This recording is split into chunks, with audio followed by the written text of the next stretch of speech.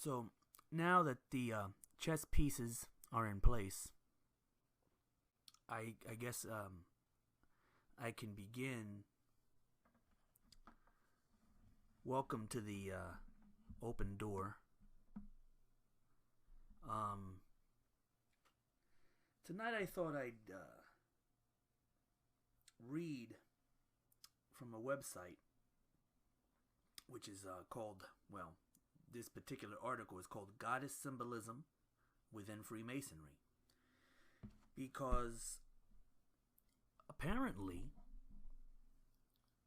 a lot of people don't know, and particularly Freemasons, at least at the lower levels, don't understand or don't want to understand that, don't know rather, that they're actually engaging in goddess worship, which I'm not judging.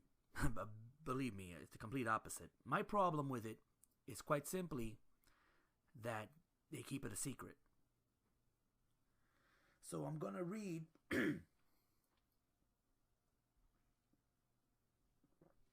this article written by someone by the name of William Bond. Don't know if that's the real name. Doesn't sound real, but you never know. I had to pick particular parts of this because it alludes, since it's on a website, they show a lot of pictures, so I have to skip a couple of things which talk about the pictures on the website. So I'm going right to the meat of the matter.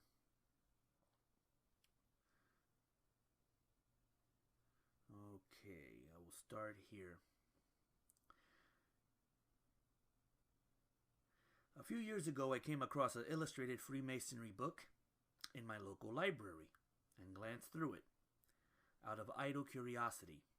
I was surprised to find I was able to pick out goddess symbolism within Mason images, which was a surprise because Freemasonry is supposed to be a male-dominated secret society.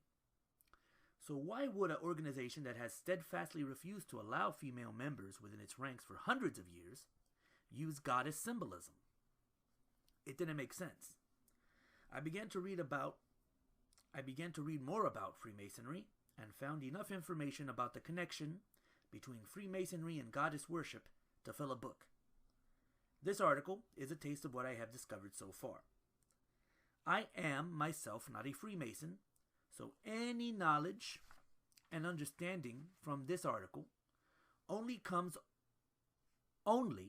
from my interpretation of Mason symbols. I have had a deep interest in goddess religions for nearly 30 years, so I am looking at Freemasonry from this point of view. Yet, if my interpretation of the symbols are correct, they tell a very different story about Freemasonry than what the general public is led to believe. They even had the audacity to erect a giant statue of a sun goddess in New York Harbor, which they called the Statue of Liberty.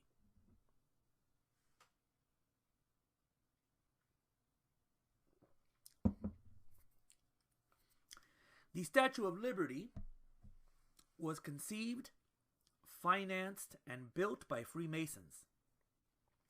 They even had a Freemasonry ceremony when the statue was dedicated on October 28, 1886,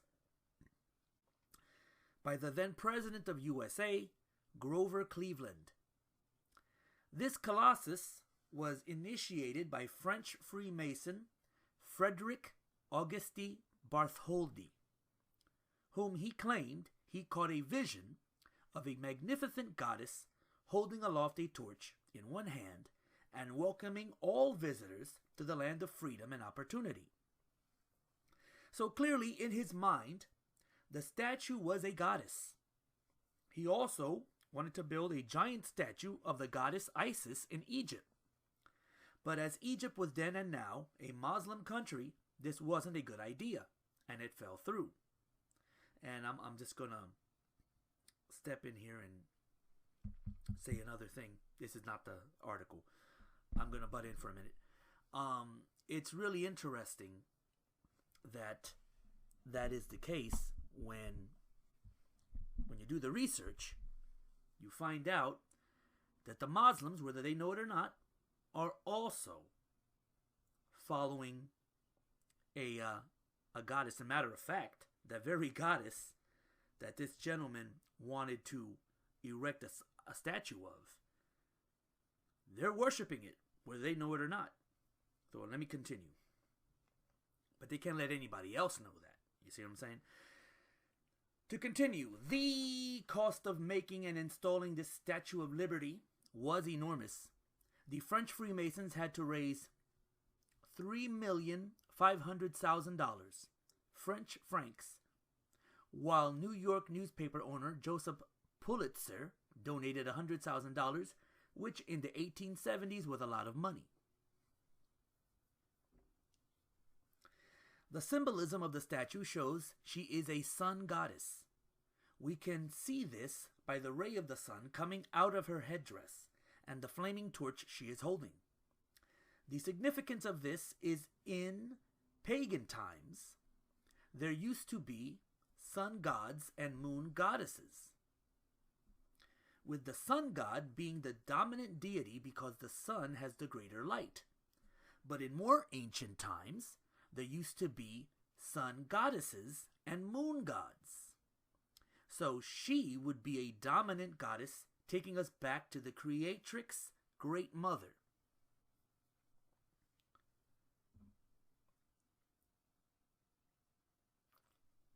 Okay,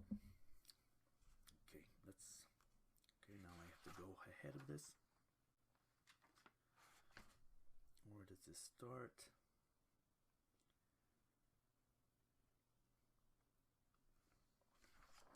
Well, I don't know why I did this. Okay. Since then, I have discovered I am not alone in realizing there is a hidden goddess within Freemasonry. I have since gone on the internet, and by simply typing goddess Freemasonry in a search engine, I have found websites saying very much the same thing. Many, it seems, from ex-Freemasons. Though I have to say, these people seem to have a different perspective to what I have. Mostly they seem to be fundamentalist Christians who believe strongly that the Bible is the Word of God. Then they become Freemasons and were shocked to discover its goddess origins. Some of these men have gone as far as accusing Freemasons of being Satanists. Okay. As in other Mason drawings, faith, hope, and love are represented by angels or goddesses. We only see 2 goddesses or angels, so where is the third? The secret meaning within this drawing, I say now it's talking about, the secret meaning is that the third goddess is compass and square image in the middle Okay. So why does this image represent a goddess? The compass and square image is probably the most popular symbol in Freemasonry. The square represents the earth. The compass represents the sky. And the square and compass, when united, represent the sky, impregnating the earth within its showers. This is a symbol of sexual intercourse. The official Freemason line is they are just tools of the masonry trade. Within the space made by the square and compass, sometimes a letter is put there. Mostly it is a G, though sometimes it is a M. So what do these letters mean? Masons claim that G is the secret name of God, which is a mystery in itself because clearly G would stand for God, so it is not a mystery at all. To make it a mystery suggests it must be another name. Masons themselves claim that G stands for geometry. This is because Freemasons referred to God as the great architect, and you need geometry to create a complex building like a church. It has been claimed that the word great architect was introduced into Freemasonry in 1723 by the Presbyterian minister James Anderson, and that he got it from the works of John Calvin, one of the founders of Presbyterianism. Also, the idea of geometry comes from the physics of Isaac Newton, who showed that the movement of planets was caused by scientific laws and not by the hand of God, as previously thought. Newton used geometry to calculate the movement of planets, so if we replace geometry with God, we would then assume that Freemasonry is an atheistic organization. As the physics of Isaac Newton, along with the latter Darwin's theory of evolution, was used by atheists to prove that God didn't exist, and the world was created by blind chance.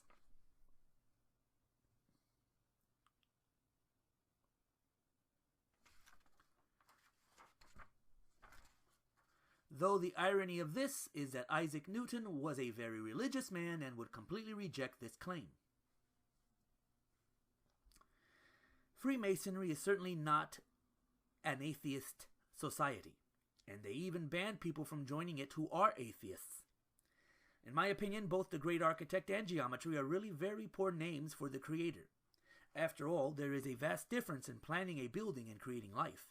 They are names that wouldn't satisfy a person who has the imagination to wonder at the diversity and complexity of life and the universe.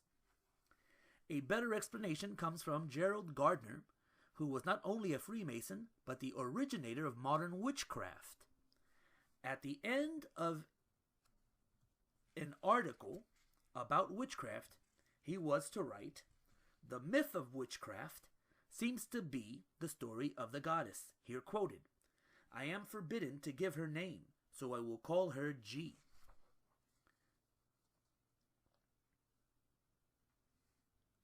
If that is true, then it gives us a clue to the meaning of the compass and square.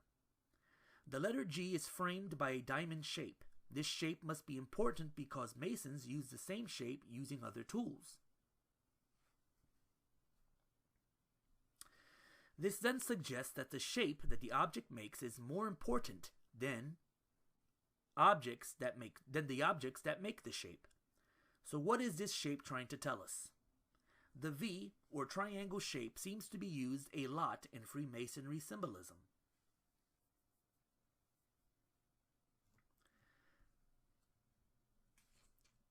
Back in the Stone Age, archaeologists and paleontologists have discovered many V and triangle-shaped symbols, and it seems they represent the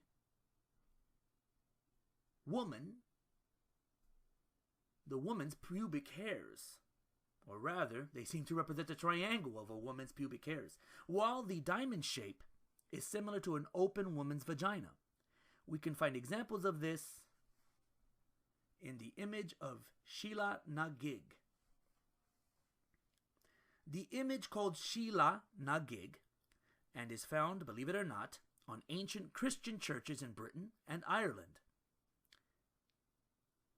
It is claimed by Christian priests that this image was used to frighten away demons, which might make sense to a Christian-minded person who believes sex and everything to do with it is dirty and evil. Yet to the ancients, this was once a holy and sacred image. Many of these images are found on churches dedicated to Saint Bridget, who was once the pagan goddess Brigit.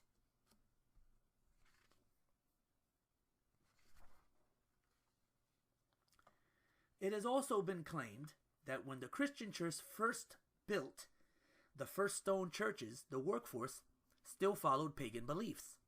So the workers were able to incorporate many of the pagan gods and goddesses within the decoration of the churches, as well as coded messages of pre-Christian teachings. So it seems the church at the time didn't have the power to prevent this. It has also been claimed that these pagan stone masons were the first Freemasons. And now I will butt in. I'll stop reading. I've been reading. I think it's the other way around. I think the church let it happen. I think the church is only involved in goddess worship. If you go to the churches nowadays, they pay more emphasis, and they seem to be more towards worshiping Mary than Jesus. And I don't think this is by accident. I think they know full well, or at least the ones at the top, know full well who they're worshiping. But just like the Freemasons, the Christian churches are keeping it hidden. So they're all in cahoots. That's what I personally believe.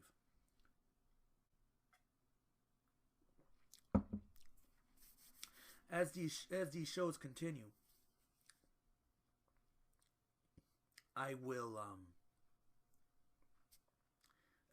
expound on this, and little by little you will understand why this article in particular is important.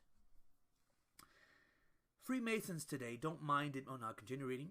Freemasons today don't mind admitting that the compass and square symbol is also a disguised version of the hexagram shape. If you put two horizontal lines across the points of the compass and square. So why did the Freemasons in the past need to disguise its shape?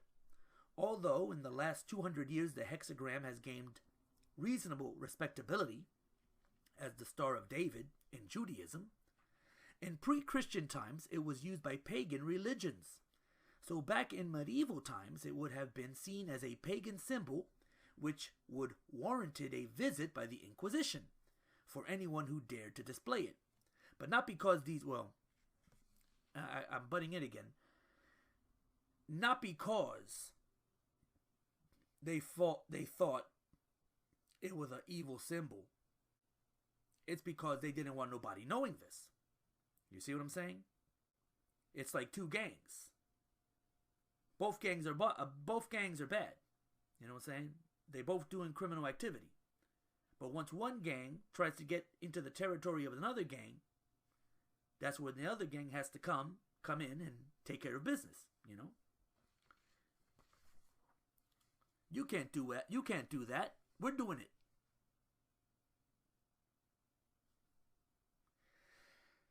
Continuing, the hexagram consists of 6 sides, 6 points, and 6 smaller triangles. Thus, 666. Before Revelations in the Bible was written, 666 stood for the triple goddesses, and 6 was a sacred number, and still is today in Hinduism and Buddhism.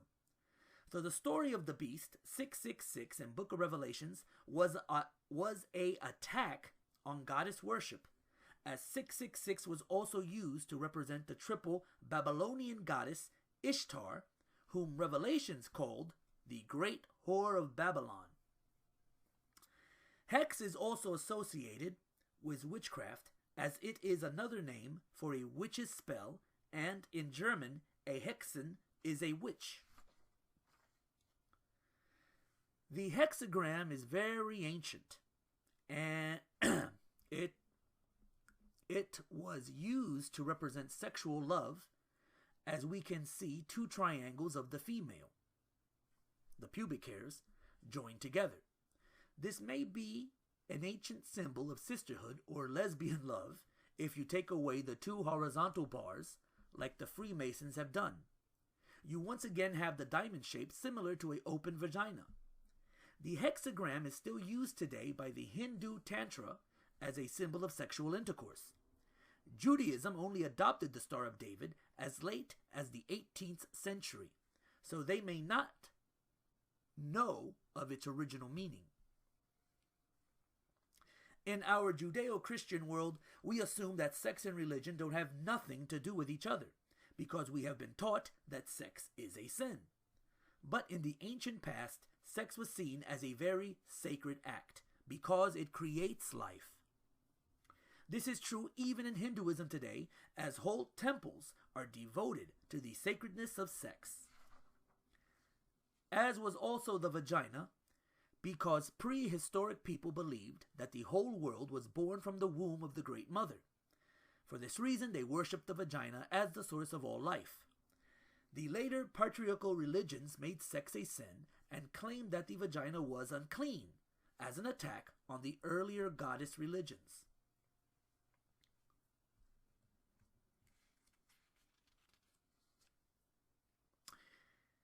Even in modern times in Tantra, the yoni is seen as a sacred and revered object.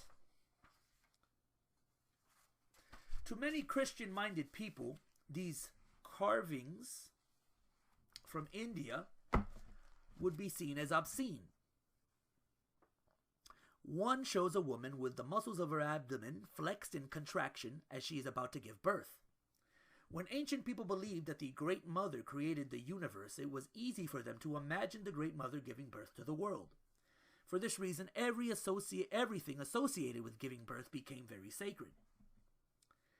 When humans first became self-aware, they began to ask themselves, what created the world? It then would be natural for them to assume that the intelligence that created our world would be feminine. This is because if we look at animal and human life, we find that life is created within the bodies of females. In fact, it must have seemed to our ancestors that women had great magical powers to create life like this. So it would be logical for them to assume that the whole of creation was born from the body of what they called the Great Mother.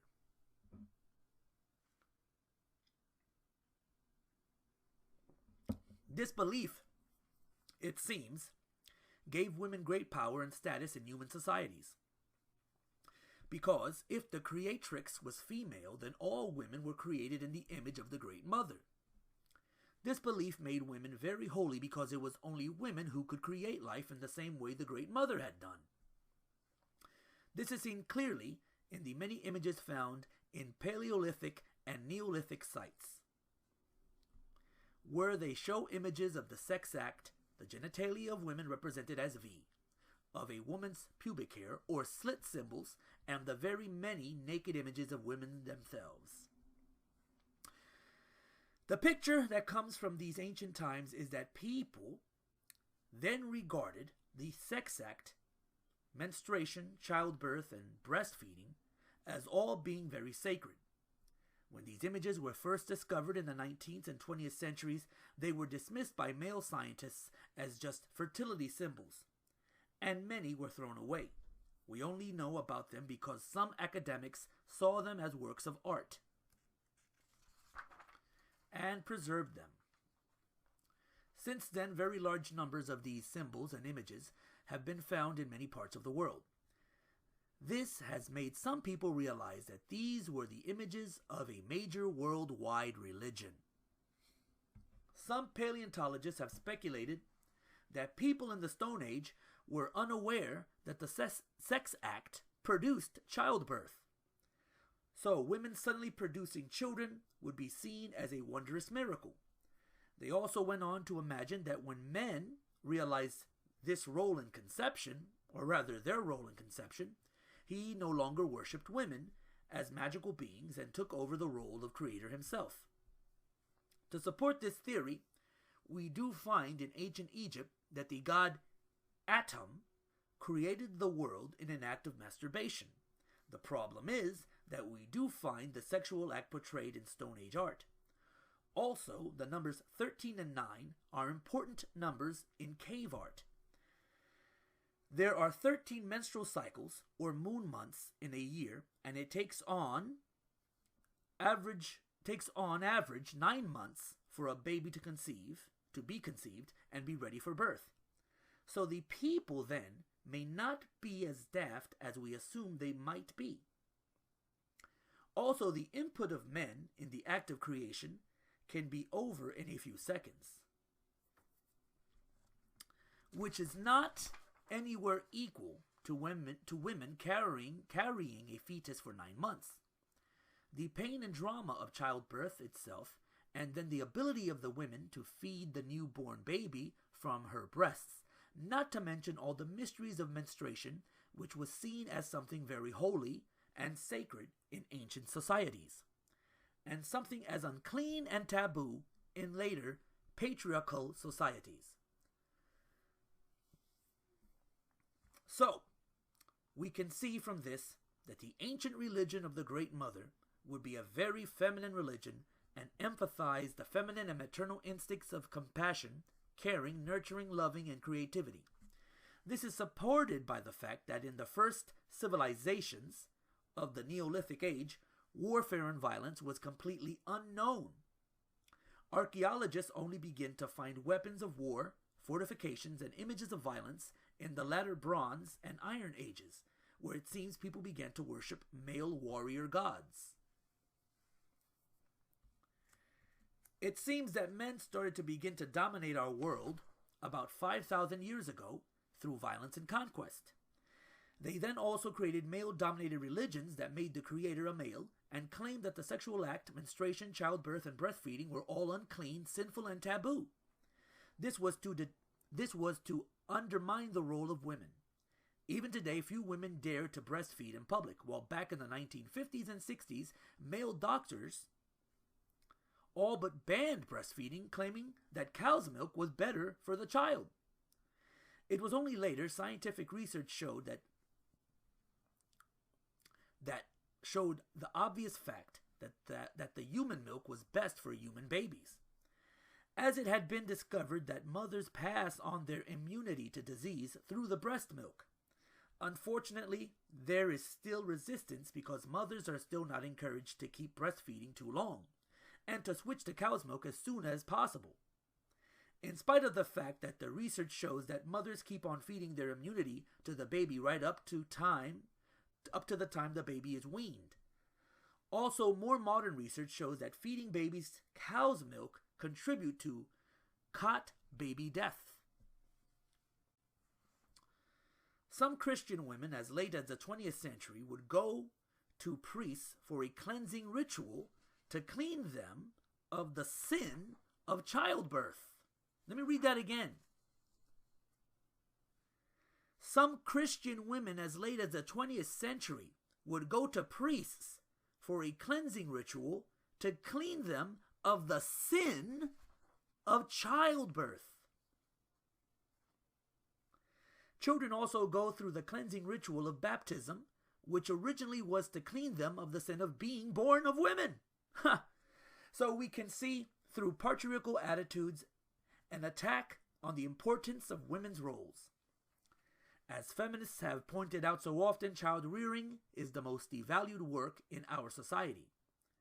When some feminists in the 1960s and 70s suggested that women should be paid to bring up children, they were laughed at and ridiculed. After all, bringing children and caring for them is clearly not as important as the activities of men, like generals who have trillions of dollars in which to buy exciting toys like machine guns, flamethrowers, napalm bombs, or nuclear weapons. So this is the difference between matriarchal and patriarchal religions. The feminine goddess religions were about the celebration of the whole act of creation, from the sexual act to giving birth and breastfeeding. It also emphasized the maternal instincts of women of compassion, caring, and love. The masculine religions, on the other hand, have throughout history been about the glorification of violence, where religious wars have been commonplace and still goes on even today. The irony of this is that in Christianity, Jesus preached love and compassion, yet Christianity has been one of the world's most violent religions throughout its history. This has been the great tragedy of the last 5,000 years. While humans believe that the world was created by the Great Mother, the feminine maternal instincts of compassion, nurturing, and love became the ideal for everyone. Then people began to question this belief and accept that our Creator could be male. This allowed people to accept masculine principles and instincts of competition and aggression.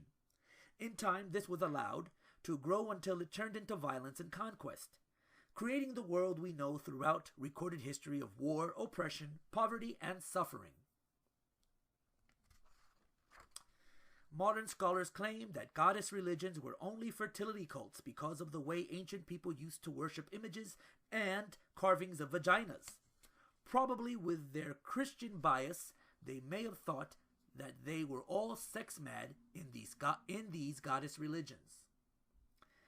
Now, many Freemasons claim that their roots are very ancient, going back to the first civilizations. The first civilizations were created in the Neolithic times, where we find people then still worship the Great Mother. The V and the diamond shapes we see in the compass and square symbol are similar to what has been found in ancient Paleolithic and Neolithic art. And I'll stop right here for now. Hopefully This time, YouTube doesn't block my video for the music I'm going to use. I'll be right back.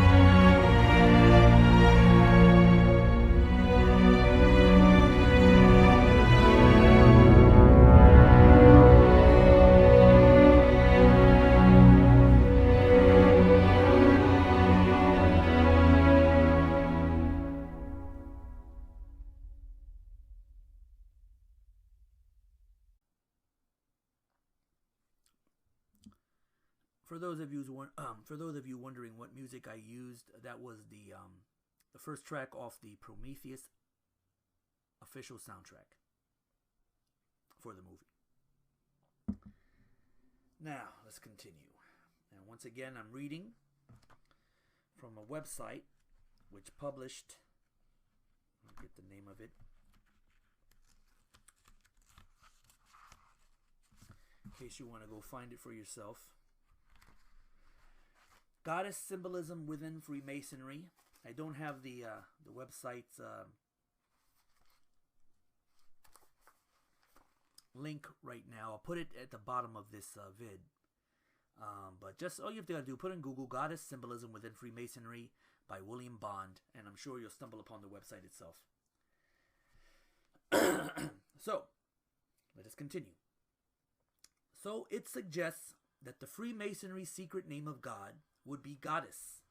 This then would be a true secret because Freemasonry is supposed to be a male-dominated organization where women were not allowed into it until recent times.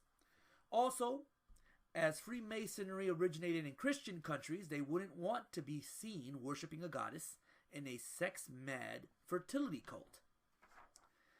The word God comes from the ancient Indo-European languages, and originally it meant vagina. So God was originally a female deity and only became a male later on.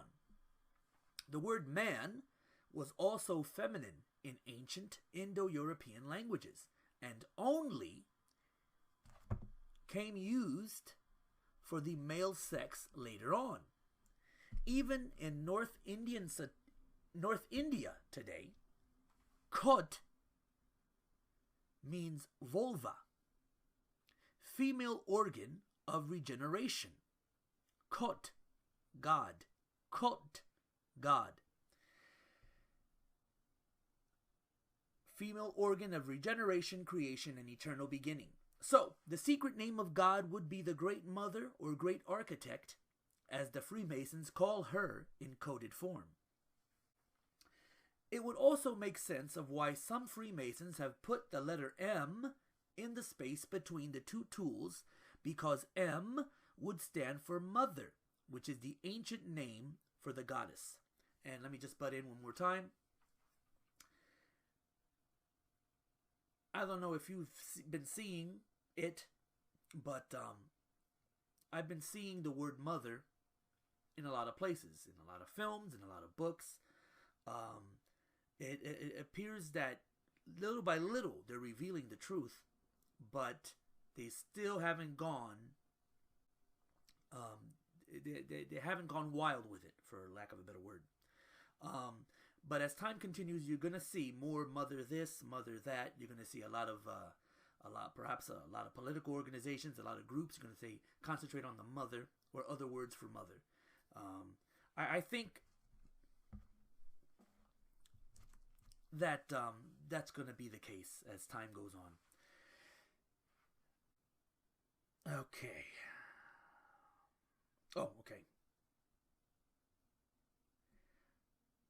The word mother is common in all ancient languages, like ma, mu, ma, mata, and mana.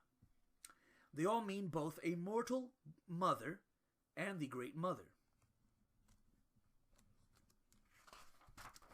New initiates of Freemasonry are told to search for the lost word, which is apparently the real name of God. In the third degree initiation, they are given a clue and told to look to that bright and morning star. Now the morning star is Venus, who was a Roman goddess, though the morning star was also once called Lucifer, the god of light, which people who claim that Freemasons are devil worshippers latch onto. Yet, long before the creation of Lucifer, it was the Babylonian goddess Astarte who was the morning star. Further back in time, she was known as the Queen of the Star and the ancient Great Mother. Jesus was also called the morning star in Revelations in the New Testament. So this is why faith and hope are represented by the two angels, while love is represented by the vagina/goddess symbol. There are even more feminine symbols in the compass and the square, because the top half clearly shows the letter W, and we have the letter M at the bottom. The first letter of woman is W, and first letter of mother is M. Symbols of the zigzag goes back to paleontology art, and it seems this sign means watcher.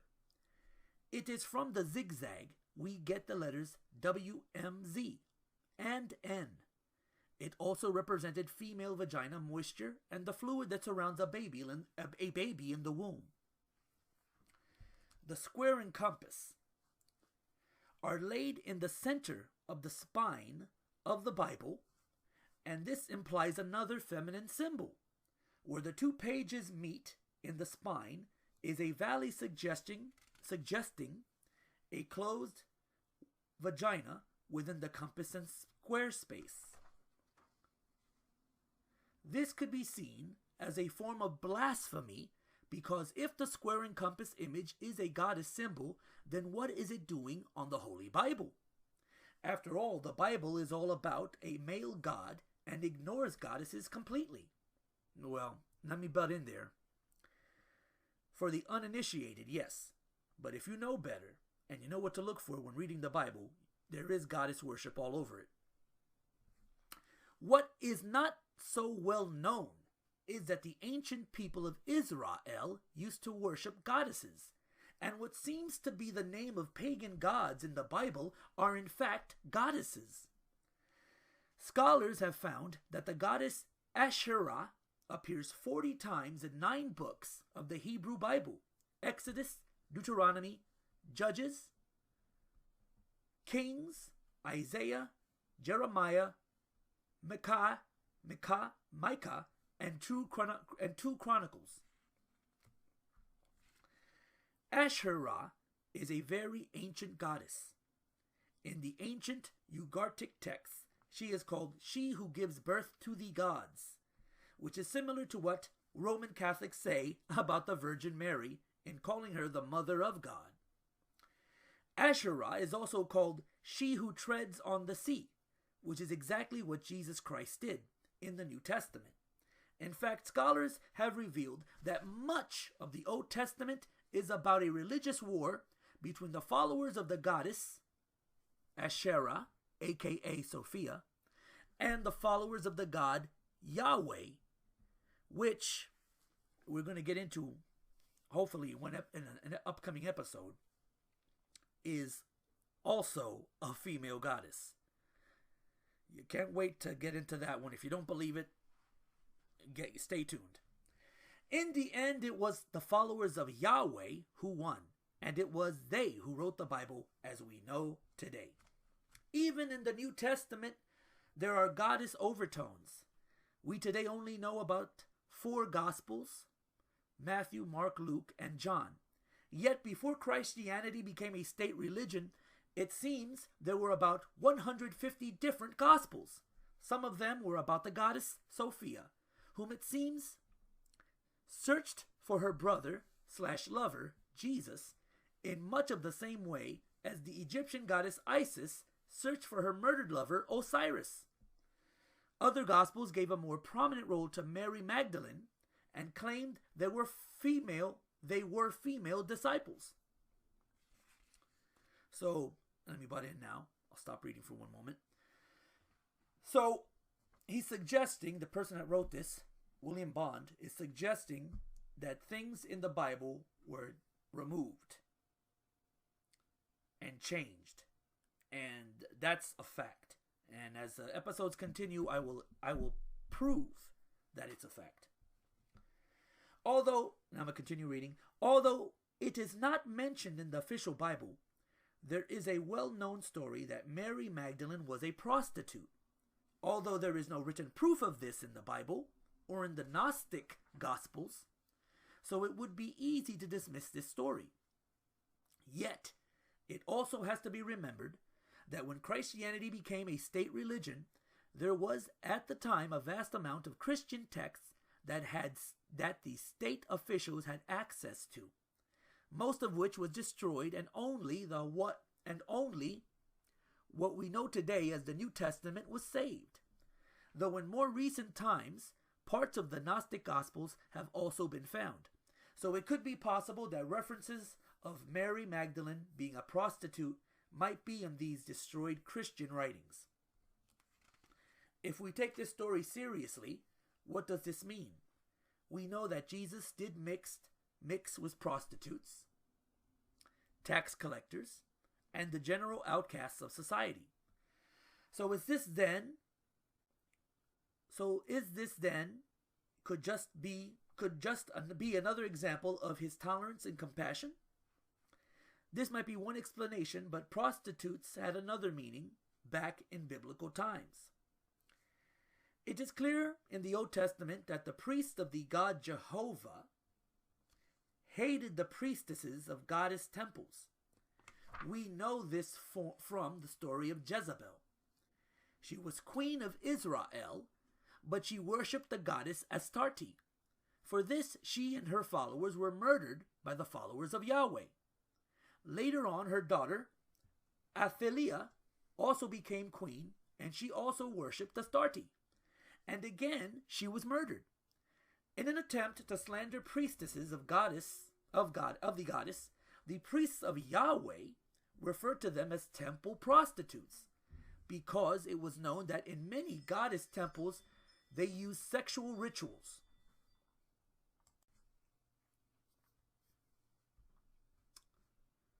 Because in goddess religions, sex was seen as a sacred act of creation.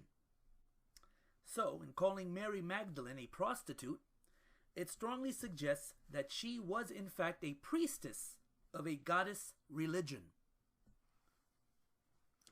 The Gnostic gospel, called Pistis Sophia was the goddess of wisdom, is about a dialogue between Jesus and Mary Magdalene, whom he calls dearly beloved. In one dialogue, Peter complained to Jesus that Mary Magdalene dominated the conversation with Jesus, but Jesus rebukes him. In another Gnostic's text called Dialogue of the Savior, she is portrayed as a very wise woman who understood Jesus completely, unlike the rest of Jesus' disciples. So it seems that Mary Magdalene was a very important member of early Christianity, to the degree that some modern scholars have suggested that she and Jesus were married. We know from the Bible that Jesus spent most of his childhood in Egypt. A very important Egyptian religion of the time was the religion of Isis and Osiris. Like Jesus, Osiris was a god who was murdered and then returned from the dead. Many scholars have commented on the similarities between Jesus and Osiris in that both gods were known by their followers as the Good Shepherd. One of the symbols of Osiris is the shepherd's crook, and it is also symbol of rank for Christian bishops.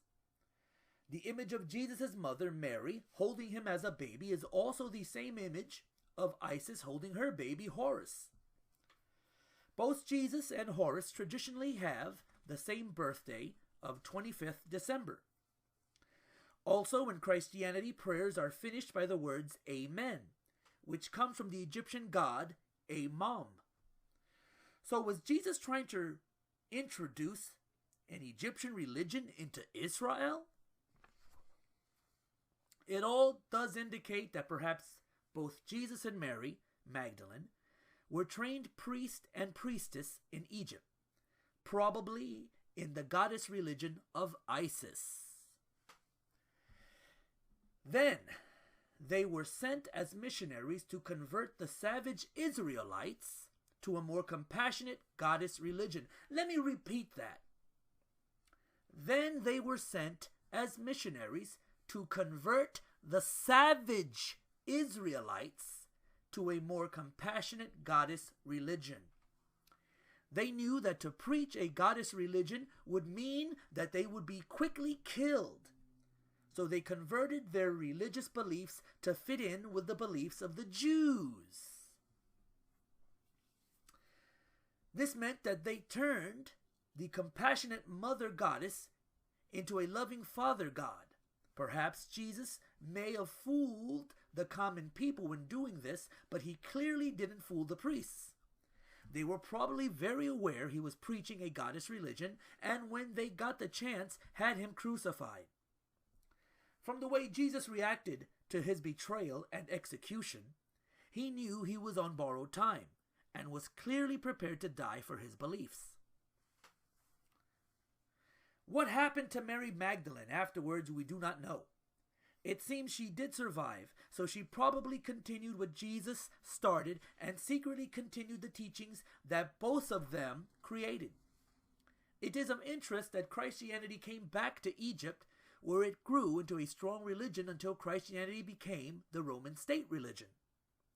Then the Roman Christians had all the Egyptian Christians slaughtered who didn't follow the Roman version of Christianity, destroying also all the Egyptian Christian texts, which only a small amount has survived today. This result is the Roman version of Christianity becoming more like a Jewish religion. Let me repeat that. Some parts of this I'm going to repeat because they're very important. This might explain to many of you why they in Rome wear yarmulkes. Let me repeat it. This result is the Roman version of Christianity becoming more like a Jewish religion. As they put more emphasis on the Old Testament than the teachings of Jesus, so the compassionate goddess teachings of Jesus became largely ignored by the Christian church until modern times. When archaeologists excavated ancient Palestine and the area around it, the Canadian archaeologist John Holliday claims that biblical descriptions does not match what is found in the dirt.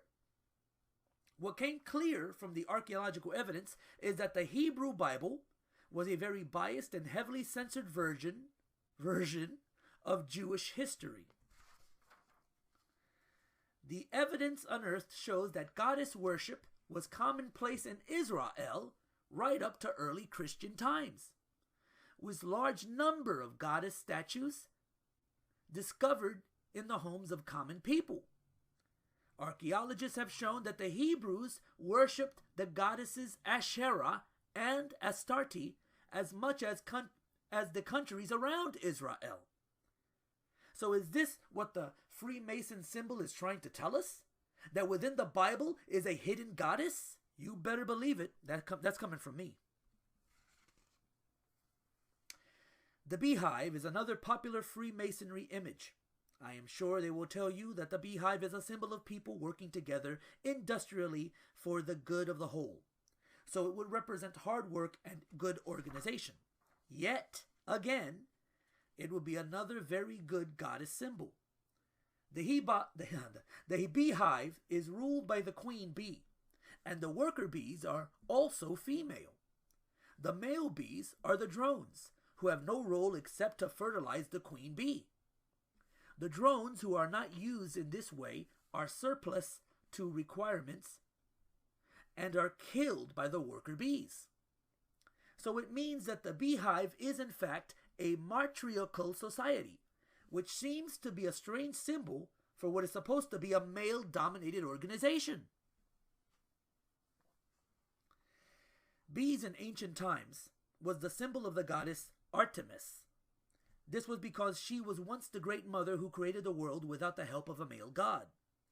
The ancients believed that bees created themselves through parthenogenesis.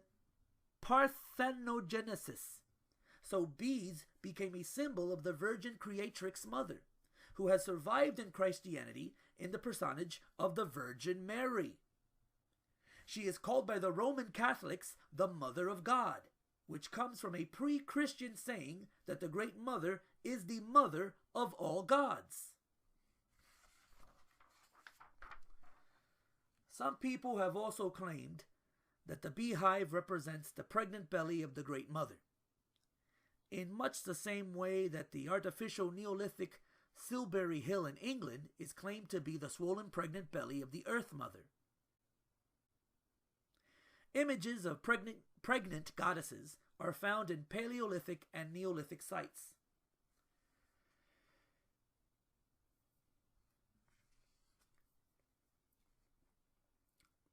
The three great lights in Masonry. This is what Masons themselves say about it. The three great lights in Masonry are the volume of sacred law, the square and compass, and the sacred writings are understood to be those revered by the individual Mason. Although there are local variation in Freemasons' symbolic structure, the three great lights are universal. Taken together, they form the most essential as well as the most widely known of the Masonic symbols. No Masonic lodge can meet unless they are present and displayed. On the top, we have the beehive, ruled by the queen bee, and the female worker bees, representing either a matriarchal society or the ancient goddess Artemis, who was once the Great Mother. Then we have the compass and square on the open book, which is a double vagina symbol, which is also a prehistoric symbol of the Great Mother. Then at the bottom we have Noah's Ark. Noah's Ark is a very ancient story that originally comes from Mesopotamia, though it seems there are many similar stories about this all over the world. It seems that with the ending of the last ice age, the great glaciers that covered most of northern Europe, Asia, and Northern America began to melt, resulting in oceans levels rising as the ice trapped on the land turned into water and ran into the sea. Scientists have discovered that this rise in sea levels didn't happen slowly but happened suddenly in a series of dramatic floods. As the melted water would be trapped on land behind mountain ranges and ice barriers, creating vast inland seas. Then, when the vast ice barriers melted, the water would suddenly be released in a great flood. The last time this happened was about 12,000 years ago, and accounts of this flood were probably the origins of stories like Noah's Ark.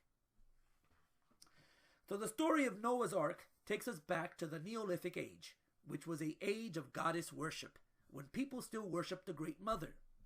This suggests that the three great lights in Masonry are symbols of the ancient Great Mother. And, as there are three, they are probably the triple goddess. The triple goddess is a very ancient symbol, known originally as the Maid, Mother, and Crone. They were also later known as the three gray ones. Let me repeat that again for all my listeners out there who are UFO followers, or what they call ufologists. Let me read that again. They were also later known as the three gray ones, the three harpies, and the three fates, the three graces, and the three Marys, as well as faith, hope, and love. This trinity was also adopted by patriarchal religions. In ancient Egypt, they had the trinity of Isis, Osiris, and Horus, while in Christianity we have the trinity of Father, Son, and Holy Spirit, as well as the three Marys who witnessed the crucifixion of Jesus. The name Mary comes from the Egyptian goddess Mat and the Mesopotamian goddess Mami or Mamitu, which means mother. So Mary was originally a name for the Great Mother. The name Virgin Mary also has an interesting meaning. The ancient meaning of virgin is far different to what it means in Christianity. To the Christians, a virgin is a woman who has never been penetrated by a man, which then creates the problem that Mary, mother of Jesus, was supposed to be a virgin when she conceived him. The Christian explanation is that God was the father of Jesus. This is not unusual in religions of this time. The Greeks had Zeus, who would seduce or rape mortal women, and from this union would come heroic demigods. The pagan meaning of virgin is a woman who is owned by no man. So therefore, she was at liberty to have sex with any man she chooses, to the degree that when she gives birth, she may not know or care whom the father is. The problem for the patriarchy in having women like this was that property or inheritance would only be passed down the female line, which meant that power and wealth was still being inherited by women. Because of this, kingship was passed down the female line. Because of this, kingship was passed down the female line, as we see in ancient Egypt. So the patriarchal law of marriage was enforced where a woman was expected to be faithful to one man, which allows a husband to know who his children are. This then allowed property and titles to be passed down from father to son, keeping wealth and power in the hands of men. And I think I'm going to stop tonight there because this is a lot. So this is part 1 of this series. And yep, that's what we're going to do.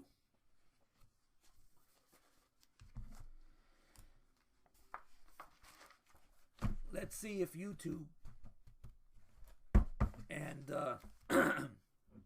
and it's the powers that be that own it are going to allow this video to stay up, and let's see how long. As the show X-Files said, the truth is out there. You just got to be willing to accept it. This is the Open Door Podcast. Till next time.